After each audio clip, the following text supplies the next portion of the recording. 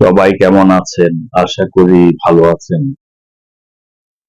আজকে একটা জিনিস লক্ষ্য বলবো, যেটা আমার চিন্তায় আসছে গাজার যুদ্ধ দেখে।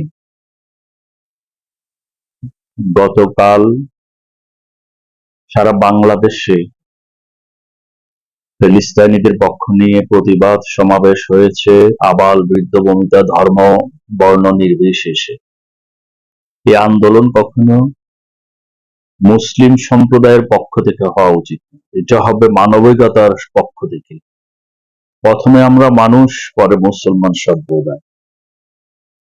হয়তো অমুসলিমদের দেশে এটা ছোট আকারে হবে, কিন্তু যেহেতু আমাদের মুসলিম সংখ্যাগরিষ্ঠ দেশ, আমাদের দেশে বড় আকারে হবে। কিন্তু সবারই একটা প্রতিবাদী কণ্ঠ হবে যে অমানবিকতা হচ্ছে, শিশু মহিলাদেরকে নির্বিচারে মেরে ফেলা হচ্ছে। হামাসের নামে, হামাস রয়েছে এর নামে আবাসিক এলাকাগুলো একের পর এক মাটির সাথে মিশিয়ে দেওয়া হয়েছে।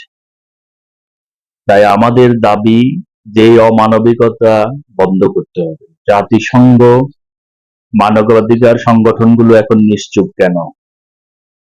বিশেষ করে মধ্যপ্রাচ্যের দেশগুলো, প্রতিবেশী রাষ্ট্রগুলো একবারে নিশ্চুপ। ঢাকার সরোয়ার্দী উদ্যানের 10 দিন টানা আন্দোলন, আর কাতার, কুয়েত, সৌদি আরবিয়া, ইরান, মিশর, জর্দান এদের 1 ঘন্টার আন্দোলন কাঁপিয়ে দিতে পারে। কারণ ওনারা হলো প্রতিবেশী। ইচ্ছে করলে ওখানে ঢিলও ছুঁড়ে বুঝাই দিতে পারে যে আমরা প্রতিবাদ করছি। তাহলে মধ্যপ্রাচ্যের দেশগুলোকে এগিয়ে আসতে হবে। আমি মুসলিম দেশ হিসাবে বলবো না, আমি বলবো মানবিক হিসাবে। মানবতার কথা বলে নিউ ইয়র্ক, জার্মানি, বিভিন্ন যে ইউরোপ কান্ট্রিগুলোতে, আমেরিকাতে আন্দোলন হচ্ছে, ওখানে কিন্তু সব মুসলিম না, 50%-এরও অধিক থাকে অমুসলিম। এটা মানবিক। এই অমানবিকতা আমরা মেনে নিতে পারি না। এই অমানবিকতা প্রতিরোধ করতে হবে, প্রয়োজনে আমাদেরকে লড়াই করতে হবে। যদি একের পর এক ওরা মেরে দখলও করে ফেলে, ওরা কখনোই এখানে থাকতে পারবে না। কারণ অত্যাচারী কখনো বিশ্বেও দীর্ঘদিন টিকে থাকে না। আলহামদুলিল্লাহ, আমরা ভালো প্রতিবাদের সুর উঠিয়েছে আমাদের বাংলাদেশ থেকে।